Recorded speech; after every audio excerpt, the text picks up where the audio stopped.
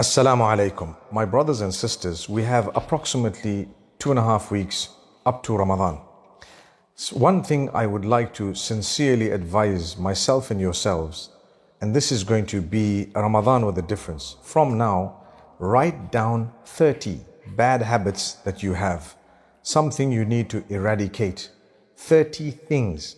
A bad habit could mean something you're doing that's not good, or something that you're not doing that you're supposed to be doing. So you want to strengthen yourself to obedience. Write down what it is.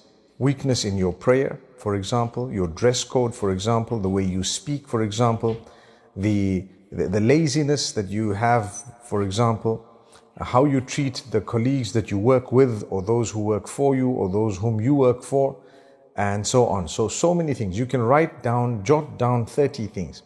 Every day of Ramadan, concentrate on one thing and remind yourself why you need to change that thing. And promise Allah that you will change it.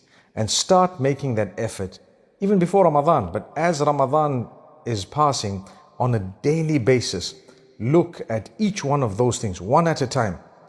It's just a method in order to make it easy for us. One thing at a time, and inshallah, promise that you're going to change for the better.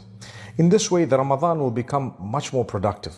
The idea of the fasting and the entire month of Ramadan, لَعَلَّكُمْ تَتَّقُونَ, in order that you achieve taqwa, which is the consciousness of Allah, or the development of the correct relationship with Allah subhanahu wa ta'ala. So, if we are going to be able to change 30 things every year, imagine the type of person we're going to become.